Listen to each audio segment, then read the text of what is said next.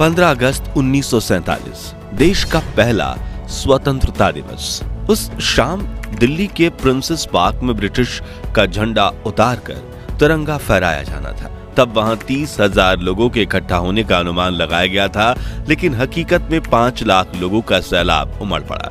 खुद जवाहरलाल नेहरू और Lord Mountbatten को समझ नहीं आ रहा था कि मंच तक जाए कैसे। पंडित नेहरू को लोगों के कंधों पर चढ़कर मंच तक पहुंचाने की जद्दोजहद करनी पड़ी और लॉर्ड माउंटबेटन तो अपनी बग्गी के बाहर से ही नहीं निकल पाए। लॉर्ड माउंटबेटन की बेटी पामेला कहती हैं कि जब मैं वहां पहुंची तो पंडित नेहरू ने मुझे चिल्लाते हुए कहा कि तुम लोगों के सिर और कंधों पर पैर रखते हुए मंच पर आ जाओ, वो बिल्कुल बुरा नहीं मानेंगे। तो मैंने कहा, मैंने ऊंची एड़ी वाली सैंडल पहनी है जो लोगों को चुभ सकती है। तब नेहरू फिर बोले, तो सैंडल को हाथ में लो और आगे बढ़ो। ये कहते हुए नेहरू भी लोगों के ऊपर से होते हुए मंच पर पहुंचे और फिर उन्हें देखते हुए मैंने भी अपनी सैंडल उतारकर हाथों में लिया और इंसानों के सरों पर कालीन की तरह पैर रखते हुए पहुंची, जहां मैं सरदार पटेल की बेटी मणिबेन पटेल के साथ जाकर खड़ी हो गई। उधर माउंटबेटन की बग्गी लोगों के सैलाबों के बीच इतनी बुरी तरह से फंस गई थी कि वो उसमें से उतरने की सोच भी नहीं सकते थे। इसलिए उन्होंने पंडित नेहरू की तरफ देखते हुए चिल्लाकर कहा, लेट्स होस्ट दी फ्लैग, यानी चलिए झंडा फहराइए। जिसके बाद प्रिंसेस पार्क में भारत का महान तिरंगा फहरा गया और माउंटबेटन ने अपनी बग्गी पर खड़े होकर ही तिरंगे को सलामी दी। जिसके बाद कुछ ऐसा हुआ जो अंग्रेजों के 200 सालों के शासन में कभी नहीं हुआ। जी हाँ, भारत की जनता ने पहली बार दिल से किसी अंग्रेज के नाम का जयकारा किया, वो थे लॉर्ड माउंटबेटन। हर तरफ एक ही नारा गूंज रहा था, माउंटबेटन की जय, पंडित माउंटबेटन की जय। उस दिन माउंटबेटन को वो सौभाग्य प्राप्त हुआ जो किसी अंग्रेज को नहीं हुआ था और उनकी आंखें खुशी से भर आईं। उस समय देश के करोड़ों देशवासियों ने आजादी का जश्न इतने बड़े स्तर पर मनाया कि जय हिंद जय भारत और भारत माता की जय के नारों की गूंज पूरी दुनिया के कोने कोने तक पहुंच गई। और आज की इस खास वीडियो में आपको देश के पहले स्वतंत्र दिवस की सैर पर ले जाने वाले हैं, जिसमें हम कुछ दिलचस्प किस्सों के साथ दुर्लभ वीडियोस भी देखेंगे। बाकायदा हम ब्रिटेन का झंडा उतारकर भारत का तिरंगा लगाने का दुर्लभ वीडियो भी देखेंगे। इन सब की मदद से आप उन खुशनुमा पलों को खुद महसूस कर पाएंगे। आपका सीना गर्व से चौड़ा हो जाएगा और तो और खुशी के आंसुओं से भर जाएंगी आपकी आंखें। तो पूरा वीडियो जरूर देखिएगा। दोस्तों, द्वितीय विश्व युद्ध में भले ही प्राइम मिनिस्टर विंस्टन चर्चिल ने ब्रिटेन को जीत दिलवाई थी, लेकिन इस जंग में ब्रिटिशर्स की कमर टूट गई थी। दूसरी तरफ भारत में आजादी के आंदोलन की रफ्तार काफी तेज हो चुकी थी। नेताजी सुभाष चंद्र बोस की देश के बाहर देश के लिए बनाई गई आजाद हिंद फौज अब जंग के लिए तैयार थी और महात्मा गांधी के नेतृत्व में देश में स्वतंत्रता आंदोलन अपने चरम पर था। जो देख ब्रिटिशर्स ये समझ चुके थे कि अब अगर हम भारत को आजादी नहीं देंगे तो वो हमें बेइज्जत करके देश से बाहर खदेड़ फेंकेंगे। ऐसे में नए प्राइम मिनिस्टर रिचर्ड एटली ने 20 फरवरी 1947 को ब्रिटेन की हाउस ऑफ कॉमन्स में घोषणा करते हुए कहा कि हम 30 जून 1948 तक भारत को पूरी तरह से आजाद कर देंगे। लेकिन समय बीतने के साथ कुछ ऐसा हुआ कि भारत को आजाद करने की तारीख नजदीक आ गई। दरअसल भारत को आजाद करने की जिम्मेदारी देश के आखिरी वायसराय लुईस माउंटबेटन को दी गई थी, जो शुरुआत में इस काम में साल भर का समय लेने वाले थे, लेकिन देश की स्थिति अब नियंत्रण से बाहर होने लगी थी। इसी दौरान एक और स्वतंत्रता सेनानी लगातार संघर्ष कर रहे थे। वहीं दूसरी तरफ अंग्रेजों के डिवाइड एंड रूल षड्यंत्र की वजह से देश के कई इलाकों में जात पात के दंगे भड़क उठे थे। स्थितियां अंग्रेजों के हाथों से बाहर निकल रही थी। तभी ब्रिटिश इंडिया के आखिरी गवर्नर जनरल सी राजगोपालाचारी ने माउंटबेटन को समझाते हुए कहा कि अगर आपने 30 जून 1948 तक इंतजार किया तो वापस करने के लिए आपके पास कोई सत्ता ही नहीं बचेगी।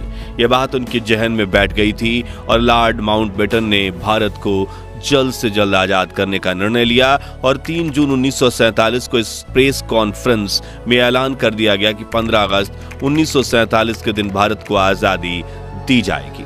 साथ ही भारत और पाकिस्तान के नाम के 2 देश बनेंगे और इनके संविधान भी अलग अलग होंगे, जिससे लंदन में तो हैरानी का माहौल फैल गया, क्योंकि अब सोने के अंडे देने वाली ये चिड़िया 200 सालों बाद उनके कैद से आजाद होने वाली थी।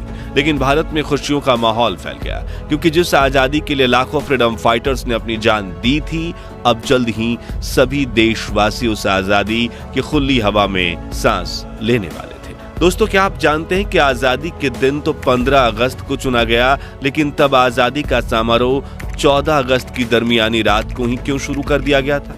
तो इसके पीछे भी एक खास कारण था। दरअसल भारत के वरिष्ठ ज्योतिषियों के मुताबिक 15 अगस्त का दिन शुभ नहीं था। उन्होंने कहा कि ग्रह नक्षत्र की स्थितियों के लिहाज से 15 अगस्त को इतना महत्वपूर्ण काम नहीं किया जा सकता, और सौभाग्य से 14 अगस्त के दिन सितारों की स्थिति 15 अगस्त की तुलना में ज्यादा बेहतर थी। लिहाजा फैसला लिया गया कि 14 अगस्त 1947 की ठीक आधी रात को यदि भारत को आजाद कर दिया जाए तो यह हर तरह से बेहतर साबित होगा।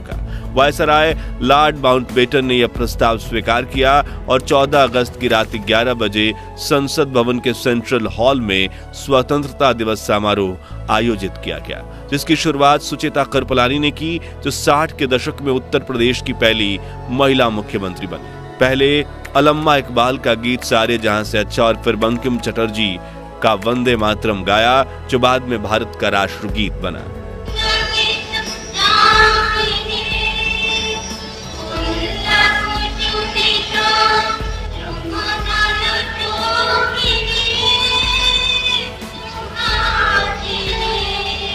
ठीक 11:55 पर आजाद भारत के पहले प्रधानमंत्री जवाहरलाल नेहरू ने अपना प्रसिद्ध भाषण ट्रस्ट विद डेस्टिनी यानी कि नियति से मिलन शुरू करते हुए कहा, बहुत साल पहले हमने अपनी नियति से वादा किया था और अब वो समय आ गया है जब हम अपनी प्रतिज्ञा को पूरा करेंगे। पूरी तरह से या पूरी तरह से तो नहीं, लेकिन बहुत हद तक। आधी रात के समय जब दुनिया सो रही होगी, भारत जीवन और स्वतंत्रता के लिए जागेगा, आगे उन्होंने कहा। अच्छा है कि इस वक्त खास तौर से इस बात को याद रखें, इस आजादी के दरवाजे पर जब हम खड़े हैं, कि हिंदुस्तान किसी एक फिरके का मुल्क नहीं है, एक मजहब वालों का नहीं है, बल्कि बहुत सारे बहुत किस्म के बहुत धर्म और मजहबों का है।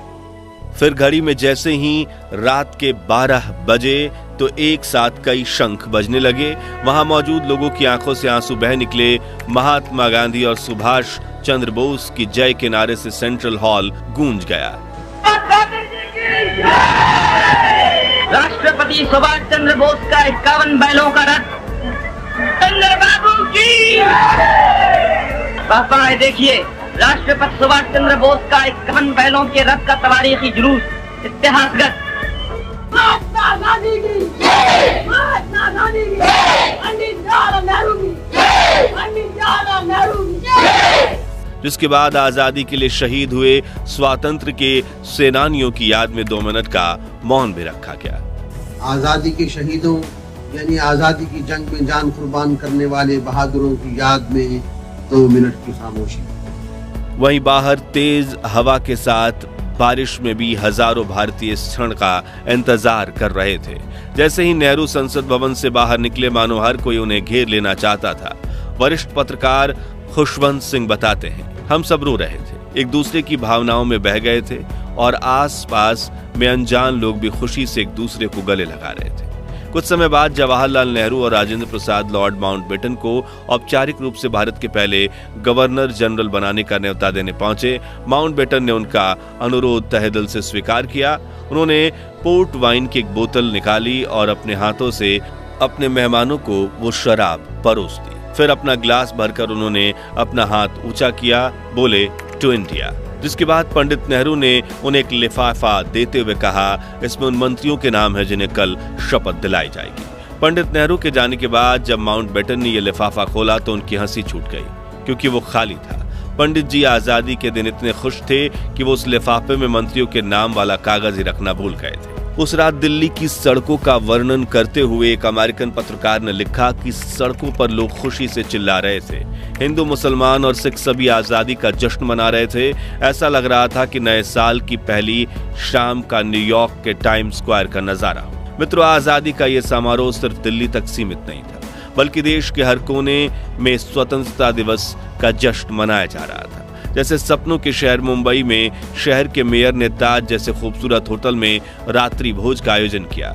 हिंदुओं के धार्मिक शहर बनारस में एक मुसलमान द्वारा राष्ट्रीय झंडा फहराया गया, तो वहीं उत्तर पूर्व के पहाड़ी शहर शिलोंग में गवर्नर ने एक समारोह की अध्यक्षता में 4 जवानों द्वारा राष्ट्रीय झंडा फहराया गया। इन नौजवानों में हिंदू, मुसलमान और लड़के लड़कियां 2 जोड़ों में थे। यहाँ दिल्ली में आजादी का जश्न मनाकर कुछ लोग अपने घर चले गए, तो कुछ वहीं संसद भवन के पास हरे लॉन में और फुटपाथ पर सो गए। 15 अगस्त की सुबह 8:30 बजे लॉर्ड माउंटबेटन ने जवाहरलाल नेहरू को स्वतंत्र भारत के प्रथम प्रधानमंत्री के रूप में शपथ दिलाई। आइए इस ऐतिहासिक क्षण की दुर्लभ वीडियो देखते हैं।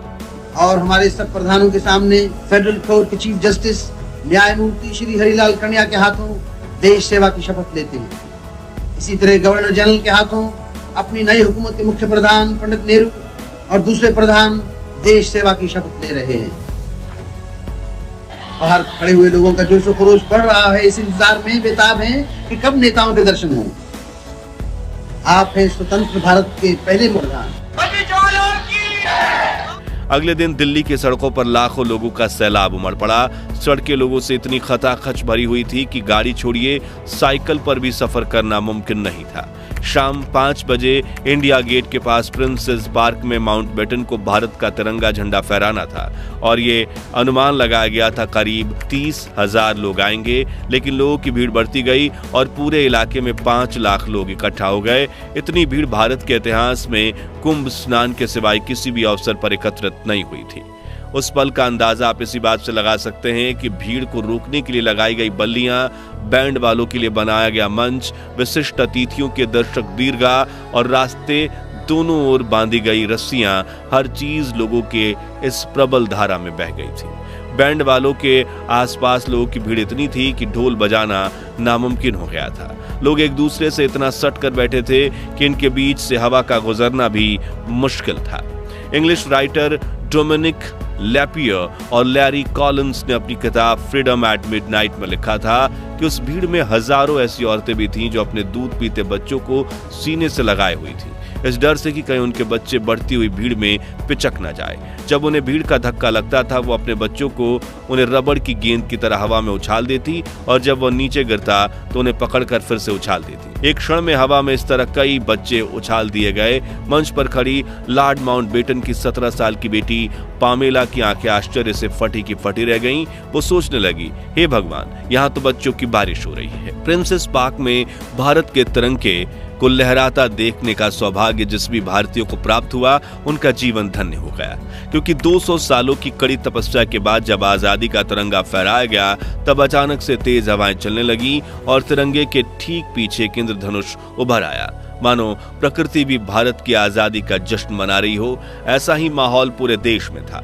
हर जगह जुलूस निकल रहे थे, लोग खुशी से एक दूसरे को गले लगा रहे थे और आजादी के जश्न को मना रहे थे। हालांकि देश के कुछ हिस्सों में लोग बंटवारे का दर्द भी सह रहे थे। उनके लिए 14 अगस्त की रात खुशनुमा नहीं बल्कि दुख, दर्द और पीड़ा भरी काली रात थी, जिस विषय में आप हमारी डिटेल्ड वीडियो डिस्क्रिप्शन में दी हुई लिंक से देख सकते हैं। और यही कारण है कि 15 अगस्त के दिन यहाँ राष्ट्रपिता महात्मा गांधी, जिनकी भारत की आजादी में अहम भूमिका थी, वो नहीं दिखाई दे रहे हैं, क्योंकि उस वक्त वो ना तो संसद में दिखे थे, ना राष्ट्रपति भवन में, ना इंडिया गेट पर और ना ही लाल किले पर। 14 अगस्त की रात प्रधानमंत्री जवाहरलाल नेहरू ने जो भाषण दिया था, वो भाषण गांधी जी ने नहीं सुना था, बल्कि उस रात वो 9 बजे ही सोने चले गए थे।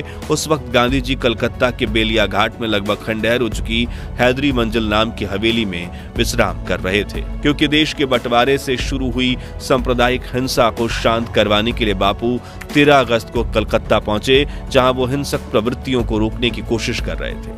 15 अगस्त की सुबह 2 बजे वो नींद से उठे और हिंसक दंगे रोकने और शांति स्थापित करने के लिए उपवास रखा, जिसके बाद उन्होंने गीता पाठ करवाया और दोपहर के वक्त बेलिया घाट में एक प्रार्थना सभा में पहुंचे, जहां समाज के हर तबके के लोग मौजूद थे। जी हां, इस तरह आजादी के दिन महात्मा गांधी ने अन्न का एक भी निवाला नहीं खाया था और वो आजादी के जश्न से भी दूर थे, क्योंकि वो देश में दंगे फसाद रोकना चाहते थे। तो साथियों, 15 अगस्त 1947 भारत के महान इतिहास का वह ऐतिहासिक दिन था जब हमारे देश को आजादी मिली। वहीं आजादी जिसके लिए भगत सिंह, राजगुरु, सुखदेव, चंद्रशेखर आजाद जैसे लाखों क्रांतिकारियों ने हंसते हंसते अपने प्राण की आहुति दे दी थी। वही आजादी जिसके लिए नेताजी सुभाष चंद्र बोस ने देश के बाहर देश के लिए आजाद हिंद फौज खड़ी कर दी थी।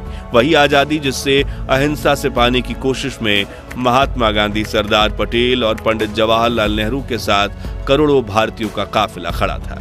तो दोस्तों, अगर आप भी देश को आजादी दिलवाने वाले फ्रीडम फाइटर्स पर गर्व करते हैं तो उनके सम्मान में कमेंट बॉक्स में जय हिंद, जय भारत जरूर लिखें। ये वीडियो अच्छा लगा हो तो लाइक और शेयर करके 11,000 लाइक्स के लक्ष्य को हासिल करने में हमारी मदद कीजिए। और भारत के महान इतिहास से जुड़े ऐसे ही दुर्लभ वीडियोस के लिए हमारे चैनल को सब्सक्राइब करके पास वाली घंटी जरूर बजा दीजिए। मिलते हैं अगली वीडियो में। जय हिंद, वंदे मातरम।